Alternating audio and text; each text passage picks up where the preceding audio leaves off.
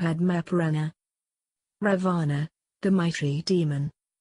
People of Ayodhya lived peacefully during Sri Rama's reign until one fateful day when they were struck by a bad news. Sri Rama had abandoned Sita after a washerman leveled an unfair charge against her character. Such was the greatness of Sri Rama that opinion of each and every individual was given due respect irrespective of his position and status. One day, sage Agastya arrived in the royal court of Sri Rama. After the formal salutations were over, sage Agastya complimented Sri Rama for killing Ravana. Sri Rama asked Agastya, who was Ravana, the tormentor of deities? I am anxious to know about the origin of his whole clan. Sage Agastya replied, Vishrava was the grandson of Lord Brahma. His father was sage Pulastya. Vishrava had two wives, Mandakini and Kaikasa. Mandakini's son was Kubera while Kaikasa was the mother of Ravana, Kumbhakarna, and Virochana. Kubera ruled over Lanka. One day, Kubera came to see his parents boarded on his aircraft, ʻrɑːvənə. After he returned to Lanka, Ravana, who was very much impressed by Kubera's royal appearances, asked Kaikasa, who was this fellow? From where did he acquire such an amazing aircraft? Kaikasa revealed to Ravana that the guest was none other than his stepbrother Kubera. She said, Kubera is the son of your stepmother, Mandakini.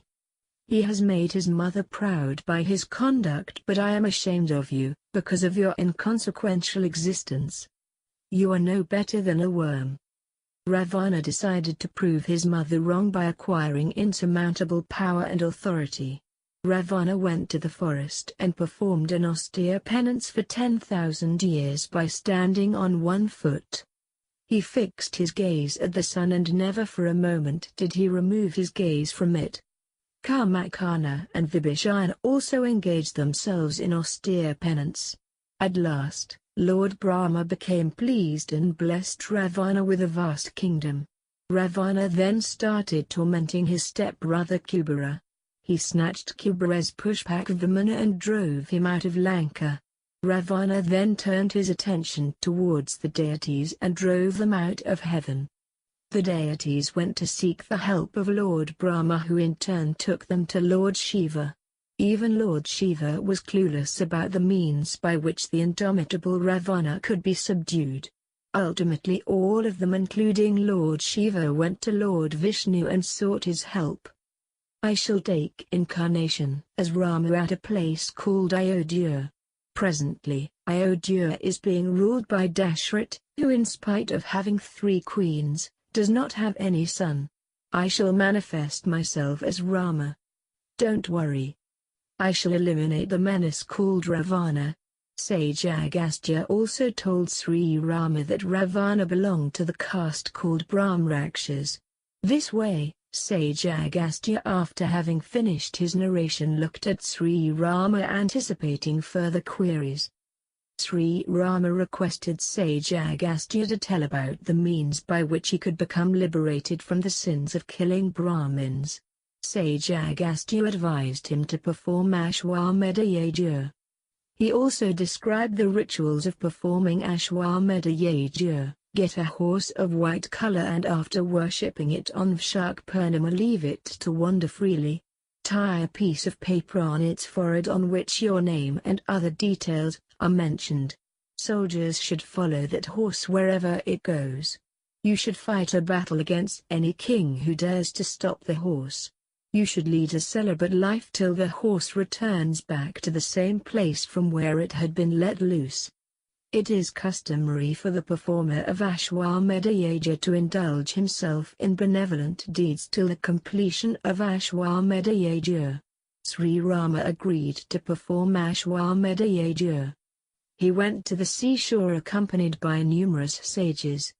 He then cultivated a vast expanse of land with the help of a golden plough.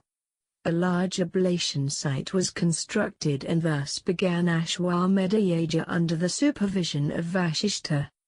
As per the advice of sage Vashishta, Sri Rama instructed his soldiers to bring a white horse.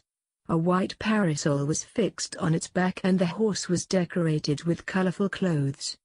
The horse was then let loose and the faithful soldiers of Sri Rama followed it wherever the horse went. A gold sheet was hanged in the horse's neck and upon which was inscribed, "This horse belongs to Sri Rama, the son of Dasaratha.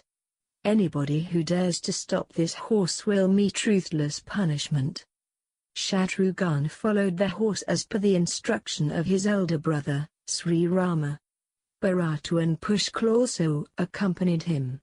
A huge army led by Kalanemi was marching behind the horse. Some of the kings tried to stop the horse, but were defeated by Shatrughan. This way the horse continued to move ahead without any problem till it reached the bank of river Ganga. It was early morning and Lav, after noticing the presence of a horse, became curious. He went near the horse and tried to read the inscription hanging down its neck. He made fun of the might of Sri Rama and fastened the horse. The soldiers tried to release the horse but Lav severed their arms. They returned to Shatrughan and narrated the whole incident to him. Shatrughan became extremely furious after seeing the condition of his injured soldiers. He instructed Kalanemi to teach Lav a lesson. Kalanemi confronted Lav with a huge army and a ferocious battle took place. Lav managed to kill Kalanemi, which created havoc in the rival's army. The surviving soldiers tried to hold their ground but were forced to flee on account of a fierce assault from Lav. Shatrughan then ordered Pushkal to fight Lav but he became unconscious after being hit by Lav's arrow. Now, Shatrughan's anger crossed all limits and he ordered Hanuman to kill Lav. Hanuman uprooted a large tree and tried to hit Lav, but Lav cut that tree into 100 pieces with a volley of arrows. Lav then released many arrows in the direction of Hanuman. Hanuman fought valiantly but ultimately he fell down unconscious. When Shatrughan learned about Hanuman's fate he was infuriated and went to fight Lav. But when he saw a tender-looking child in front of him he was surprised. Shatrughan asked, "O brave child! Who are you? Who is your father?" But Lav was not interested in his irrelevant queries and challenged him for a duel. Shatrughan was left with no other option but to fight. A tremendous battle was fought between them. Shatrughan released volleys of arrow towards Lav but all of them were neutralized by him. For a brief time Shatrughan lost his consciousness. After regaining his consciousness, he aimed his most lethal weapon towards Lav. The arrow hit Lav and he fell down unconscious. Lav's companions went and informed Sita about the whole incident. Kush came forward to fight against Sri Rama's army. When he reached the battlefield he saw Lav who was held captive by the enemy's army. By that time, Lav had regained his consciousness and after seeing Kush he somehow managed to free himself from the clutches of his captors. Now, both the brothers launched a fierce attack on the enemy. The whole army of Sri Rama started running helter and skelter. It did not take much time for Lav and Kush to vanquish the whole army. All the great warriors like Hanuman, Sugriva, Pushkal, Angad Veermani and even Shatrughan were either held captive or injured in the battle. Both the brothers fastened Hanuman and Sugriva with ropes and took them to Sita. Sita immediately recognized Hanuman and Sugriva. She instructed both her sons to set them free as well as the horse. Lav and Kush followed the instruction of Sita and released everybody from their captivity. Sita then whispered, "May all the dead soldiers become alive." Her words came true and all the dead soldiers became alive once again. Shatrughan regained his consciousness too. Shatrughan decided to return to Ayodhya. He instructed Sumati to make all the necessary arrangements for the safe return of the caravan, which comprised not only of Sri Rama's army but also of all the defeated kings and their vanquished armies. When Sri Rama came to know about their arrival, he sent Lakshmana to receive them. Lakshmana received the victorious army with all the honor, and all them came to the palace. Sri Rama curiously asked Sumati about everything that had happened. Sumati paraded all the vanquished kings who had made the mistake of stopping the horse. Sumit, Sabayu, Daman, Satyavan, Surat, etc. He then narrated the brave deed of Lav and Kush. He also revealed how mighty warriors like Hanuman, Sugriva, Shatrughan etc. had been defeated by both of them. Sage Valmiki was present in Ayodhya to attend the Ashwamedha Yajna. Sri Rama asked him about the identity of the two children, Lav and Kush. Valmiki said, "Sita was pregnant at the time you had abandoned her. I gave her refuge in my hermitage where she gave birth to twins, Lav and Kush. Both the children were brought up in my hermitage with love and care. I taught them all the sacred texts and scriptures and made them masters of various weaponries. So, Lav and Kush are your sons. You must bring Sita back to Ayodhya with due honor, because she is pure and chaste. Moreover, your whole army owe its life to her." Sri Rama's heart was filled with grief. He instructed Lakshmana to bring Sita along with Lav and Kush.